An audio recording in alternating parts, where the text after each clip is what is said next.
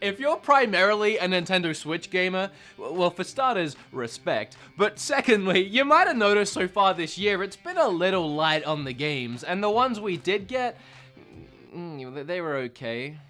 Although that's not exclusively a Nintendo Switch problem. So far this year, almost every game I've been excited for ended up, well, being like Anthem. Jordan Fringe is editing this video. He does such a good job. Such a beautiful man. Make sure to subscribe to Jordan Fringe. But getting back to the Switch, if you're like me, you're probably holding out for that Yoshi at the end of the month. And you might be looking for something to play to hold you over until then. And it might surprise you to find out you don't actually even have to take your wallet out of your pocket to download and play a brand new exciting game on your Switch. Oh shoot, that's my oven. I'm actually cooking something right now. Hold on, I'll be right back. If this was really hot, that would be really burning my hand. I'm still doing keto, but Kim loves KFC, so using Skillshare, I learned how to cook the perfect KFC recipe. That probably looks really gross, but I'm sure it tastes great. Skillshare is an online learning community for creators with more than 25,000 classes in design, business, video editing, video production, and more. You can even learn how to create gaming content for YouTube if you want to start your own channel. The premium memberships give you unlimited access so you can join the classes and communities that are right for you. Kim, dinner's ready. So if you want to learn to cook like I did, here are some courses you might enjoy. It's really cheap to sign up, only $10 a month, and if you're a cheapskate like I am, and you probably are, otherwise you wouldn't be watching this video about free games, 500 of you guys, 500 of my subscribers get their first 2 months free by clicking that specific link down in the description. You got any mashed potatoes? Oh, your mashed potatoes, right. They're just in here. Hang on a minute. What? Eat your trough of food. It looks like a dog food bowl. Look at this. Thanks to Skillshare for sponsoring the video. Alright, I'm gone, bye. Can't wait to eat that meal that I totally prepared later on this evening. Okay, where was I? Oh yeah, free Switch games. In fact, the eShop has a load of free games you can play, and some of them aren't terrible, and these are those ones. 10 free games on the Nintendo Switch worth buying. Actually, it's 11, but 10 sounded better in the title. Why am I still holding Travis? Get out of my life. With all that being said, shut up, sit down, and let's talk about a bunch of free games on the Switch. What do you got to lose? They're free, okay? Let's get started. Sorry I said shut up, I got carried away. The first free game on the list today is Fortnite, and the next free game is Pokemon Quest. Can I breeze past it that quickly? I'll just say one thing about it. I'm not gonna talk about the game itself. Y'all know what Fortnite is, but it is a perfect example of something I wanted to bring up. Most of the games on this list today do not require you to spend any money in them to have fun. If you're looking to play one of these free games, your credit card will not need to go anywhere near the Switch at any point in time. It can. It definitely can. I mean, that's how these games survive. It's by other people pumping money into it, but that's not your problem. What other people do with their money is their problem. If they want to spend money on Fortnite, they can. If they want to spend money sending me fan mail, they can also do that. If they want to spend money on my Patreon, www.patreon.com/BeatUmUps, they can do that too. That's not your problem, it's theirs. So stop complaining about it. But my point is, Fortnite is a perfect example of a game that you do not ever need to spend money on. The only thing you'll get by throwing money at it is cosmetic stuff, so you can literally enjoy the full game for free. However, and this goes for any of the games on the list, if you have a small child playing these games, you might want to make sure that it's not easy for them to start buying stuff on your credit card, because it'll happen. Whether they mean to do it or not, these games will trick them into it, so be careful. That goes for all of these, but especially Fortnite. You can get dogs in backpacks. I mean, at some point, you just gotta buy stuff. Anyway, the next one, as I was saying, is Pokemon Quest. Do you guys remember Pokemon Quest? At some point last year, Nintendo decided they were going to go Pokemon crazy and just throw a ton of these Pocket Monster games on the Switch. They announced the Pokemon Let's Go games, as well as a brand new main series title coming this year, which ended up recently becoming Pokemon Sword and Shield. But also on that very same day, they dropped out of nowhere for free another Pokemon game called Pokemon Quest. I downloaded it that night and fell in love with it. I would go as far as to say I was addicted to it for about 3 days. And I mean, I loved it. It was like 3 straight days if I just couldn't put that thing down. There was just so much that just kept me playing. I really enjoyed the strange combat, the weird level designs, and the randomness of maybe getting a shiny Pokemon stroll up to your camp. There's something about this game that's like a weird phenomenon. Is that how you pronounce that? Phenomenon. And I've played games like this before that have the same phenomenon. No, I can't do it a second time. If it was even right the first time. It's a mysterious thing about the game that when you're playing it, you just keep wanting to play it, like another level and another level. You just get addicted and it's just fun to keep playing. But as soon as you stop playing and you take a breather from the game, maybe even for a day or two, there's almost nothing driving you back to the game. You have so many other things that are probably better than that you want to play instead. For free, it's absolutely worth it. All I can say is if you're enjoying it, keep playing it and don't stop, because as soon as you do, you might not play it again. It is fun though, and very creative. And hey, maybe that's just my own experience, but I mean, no one talks about that game anymore, so. Do you guys like Overwatch? Of course you do, everyone does. Do you want to play Overwatch on the Switch? Of course you do, everyone does. And do you want to play Overwatch for free on the Switch? Of course you do, everyone does. But you can't. What you can do is play Paladins for free on the Switch, which is pretty much Overwatch. Just not as good, but still good.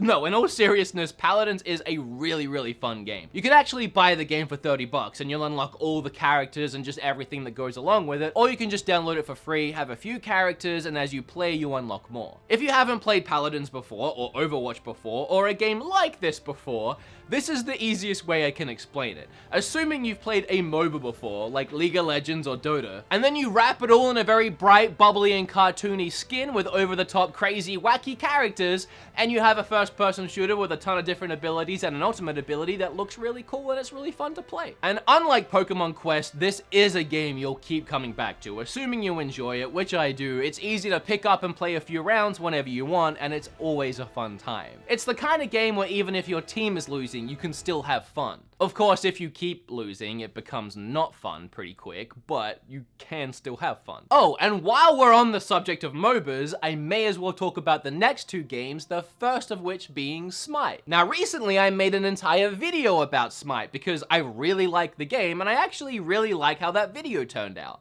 I talked about my favorite things about the game, some of my favorite characters, and even broke down how to play the game. And I did that because the game is so convoluted with so many moving gears and parts, it takes a while to get your head around it and even learn some of the basics. So if this game does interest you, I would recommend going and checking out my video, which I'll leave in the description down below. But essentially, it's a MOBA, again like League of Legends and Dota, but played in third person. It's a really interesting concept, and again, I like it a lot. Obviously, it's free, or else it wouldn't be on this list, but you can also buy it, and it's the same deal as Paladins, where one way you have all the characters unlocked, and the other way you have to earn them. And we've gone from Pokemon Quest, a game that's a little addicting, but you might forget it, to Paladins, a game that's, you know, somewhere in the middle, you'll pick it up every now and then, to Smite, a game where you can easily spend hours and hours and hours just in one session, because each game can last about an hour, and you won't ever stop at just one game, and then you'll come back the next night, and the next night. If you think you can handle it, there's a ton of fun to be had in Smite for free. And the next free MOBA is Arena of Valor. Now, I haven't actually played this one. It looks like a more traditional MOBA,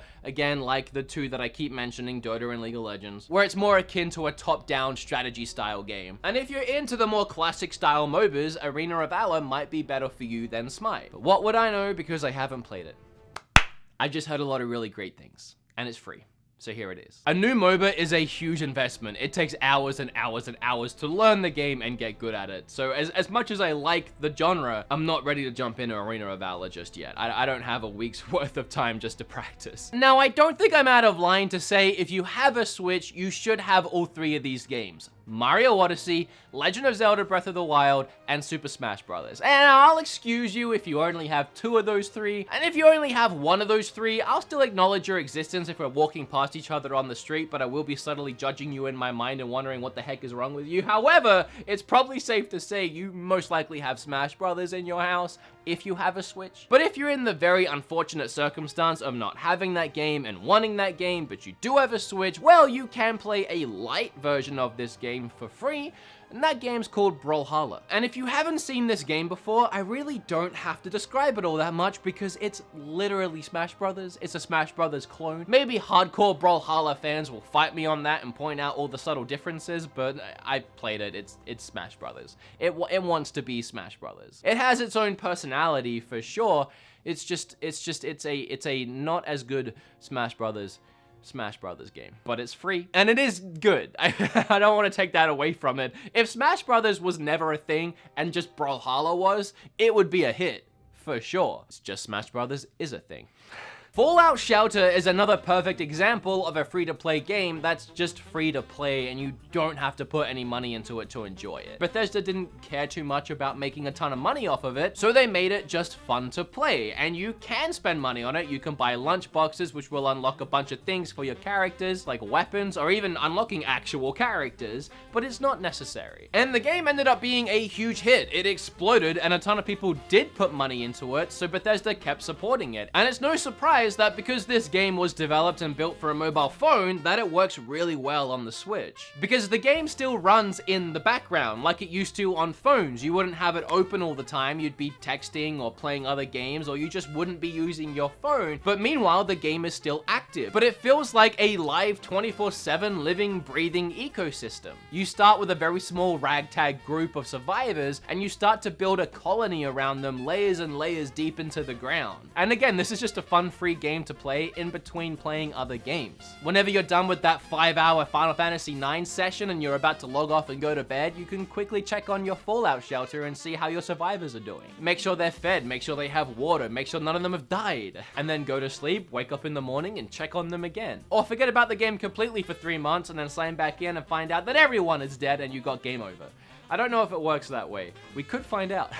I uninstalled it, so yeah, they're probably all dead. That's what happens when your channel's about reviewing eShop games every week. I need space. I end up deleting stuff. I do want to add the long-awaited Undertale sequel, Deltarune, to this list, because Chapter 1 is free, and you'll get about 3 hours of free gameplay out of it. However, if you love it, and you will, everyone will, and everyone does, you will have to pay for the other chapters. It's only the first one that's free to get you hooked, and then have you play the rest. That's how confident they are that you will buy the rest. You can have the first one for free. And yeah, it's good.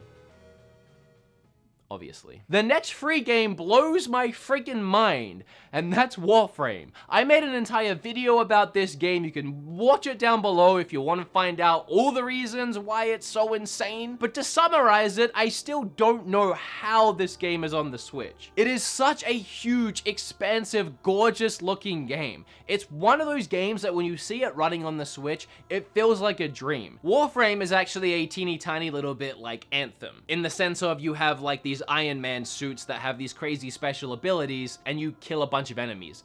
It's pretty much where the similarities finish, I guess. However, Warframe does have some really expansive open world areas where you can fly around.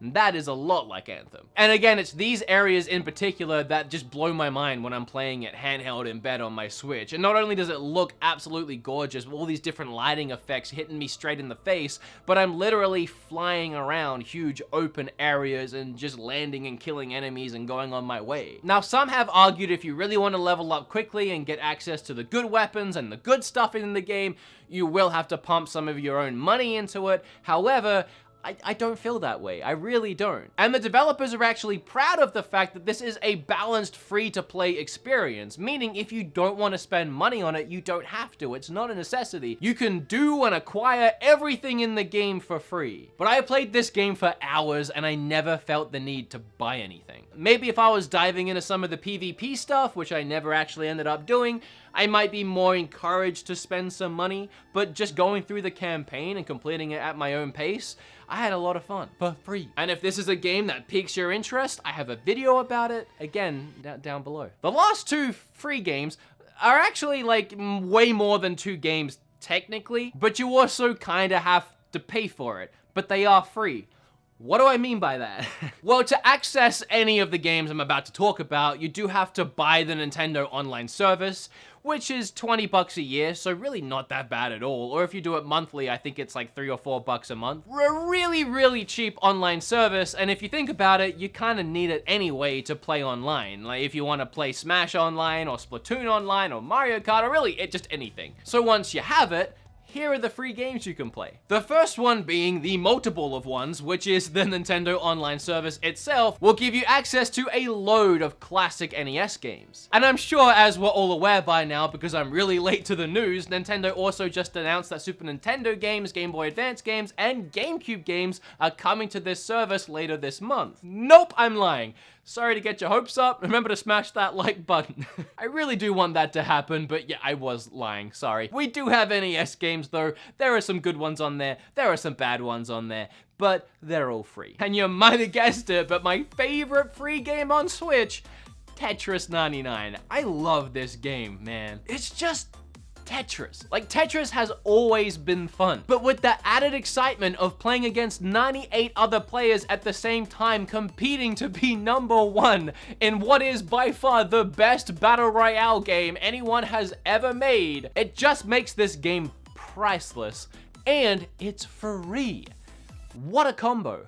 Every time I make one of these list videos, I blow myself away with the quality of games that are on the Switch. Like when I make my eShop videos every month or so, I'm like, how are there 10 more great games to go out and buy? And when I had the idea to look at how many great free games were on the Switch, I was amazed that I managed to get 10 so easily. We recently celebrated the 2-year anniversary of the Switch, and I cannot believe how far this system has come. From all its amazing free games to just the eShop in general, and then the insane physical library that's building up at a game store near you. I've said it before and I'll say it again, I adore Nintendo and I adore this stupid little system so much. As always, if you like this video, remember to like it. If you learned a little something, make sure you hit flip all over that subscribe button. I have a load of other social medias I never promote, so please check the links down below. There's everything from Twitter to even a subreddit, which I started recently. Discord. Does Patreon count? Because that's down there. And I would just love if you became more active within my community.